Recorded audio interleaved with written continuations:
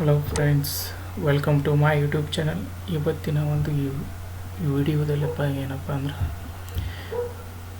ಶಿಕ್ಷಕರ ನೇಮಕಾತಿ ಬಗ್ಗೆ 7/3/2023 ಏನಪ್ಪ ಅಂದರೆ ಇದೀಗ ತಾನೇ ಬಂದಂಥ ಒಂದು ಮಾಹಿತಿ ಮೇರೆಗೆ ಏನಪ್ಪ ಶಿಕ್ಷಕರ ನೇಮಕಾತಿ ಇದೀಗ ಒಂದು ಭರ್ತಿ ಮಾಡಲು ಕ್ಷಣಗಣನೆ ಆರಂಭವಾಗಿದೆ ಅಂತ ಹೇಳ್ಬೋದು. ಶೀಘ್ರದಲ್ಲೇ ಅರ್ಜಿಯನ್ನು ಏನು ಮಾಡ್ತಾ ಇದ್ದಾರೆ ಅಂದರೆ ಆಹ್ವಾನಿಸಲಾಗಿದೆ.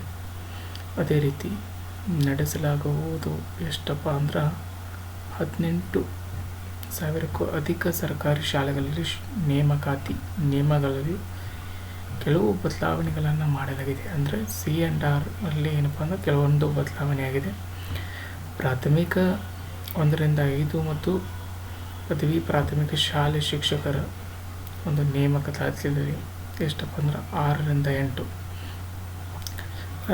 ಪದವೀಧರ ಪ್ರಾಥಮಿಕ ಶಾಲಾ ಶಿಕ್ಷಕರು GPSTR 6-8 ನೇಮಕಾತಿಗೆ ಸಂಬಂಧಿಸಿದಂತೆ ತಿದ್ದುಪಡಿ ಅಂತಿಮ C&R ರೂಲ್ ನಿಯಮ ಇಂದು ಗೆಜೆಟ್ನಲ್ಲಿ ಪ್ರಕಟಗೊಂಡಿದೆ ಅಂತ ಹೇಳ್ಬೋದು.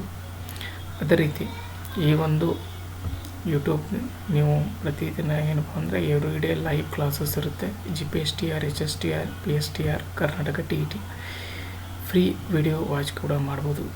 ಡೀಟೇಲ್ಡ್ ಇನ್ಫಾರ್ಮೇಷನ್ಗಾಗಿ ನೀವೇನು ಮಾಡಬೇಕಂದ್ರೆ ಸಬ್ಸ್ಕ್ರೈಬ್ ಫಾರ್ ಮೋರ್ ವಿಡಿಯೋಸ್.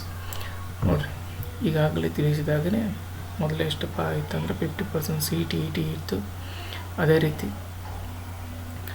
ಇನ್ನು ಉಳಿದಂತಹ 50% ಏನಪ್ಪ ಬ್ಯಾಕಪ್ ಏನಿದೆ ಅದನ್ನು ಸಂಪೂರ್ಣವಾಗಿ ಸ್ವಲ್ಪ ಅದಕ್ಕೆ ಕೇವಲ 10% ಅಷ್ಟು ಮಾತ್ರ ನೀಡಲಾಗಿದೆ ಅಂತ ಹೇಳ್ಬೋದು. ಮುಂದಿನ ವಿಡಿಯೋದಲ್ಲಿ ಈಗ ನೆಕ್ಸ್ಟ್ ಸ್ಲೈಡಲ್ಲಿ ನಿಮ್ಗೆ ತೋರಿಸ್ತೀನಿ. ನೋಡಿರಿ, ನೀವು ವೇಟೇಜ್ ಏನಪ್ಪ ಅಂದರೆ ಇಲ್ಲಿ ನೋಡಿ, ಮೊದಲು CET 50% ಇತ್ತು. ಈಗ ಹೊಸ ರೂಲ್ ಪ್ರಕಾರ ಏನಪ್ಪ ಅಂದ್ರೆ 70% ಆಗಿದೆ.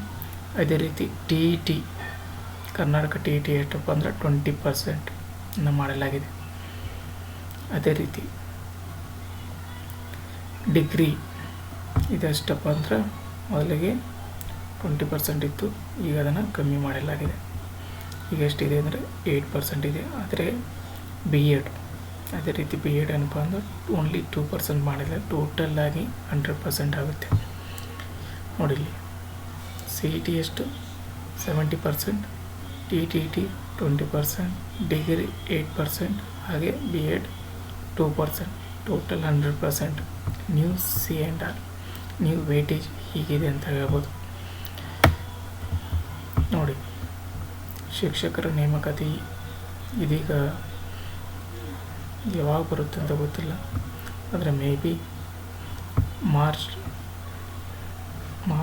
ಲಾಸ್ಟ್ ವೀಕ್ ನೋಟಿಫಿಕೇಷನ್ ಆಗುವ ಸಾಧ್ಯತೆ ಇದೆ. ಅದಕ್ಕೂ ಮುಂಚೆ ಒಂದು ಕರ್ನಾಟಕ TET ಕೂಡ ಕಂಡಕ್ಟ್ ಮಾಡ್ಬೋದು. ಅಧಿಕೃತವಾಗಿ ಏನಾಗುತ್ತೆ ಅಂದರೆ SSLC ಮತ್ತು ಪದವಿ ಅಂದರೆ PPU ಪದವಿ ಪೂರ್ವ ಒಂದು ಪರೀಕ್ಷೆ ಮುಗಿದ ನಂತರ ಏನಾಗ್ತದೆ ಅಂದರೆ ನೋಟಿಫಿಕೇಷನ್ ಆಗುವ ಸಾಧ್ಯತೆ ಇರುತ್ತೆ. ಈ ಒಂದು ವಿಡಿಯೋ ನಿಮಗೆ ಇಷ್ಟ ಆಗಿದ್ದರೆ, ಈ ಒಂದು ಮಾಹಿತಿ ನಿಮಗೆ ಇಷ್ಟ ಆಗಿದ್ರೆ ಸಬ್ಸ್ಕ್ರೈಬ್ ಮಾಡಿ. Thank you for watching this video.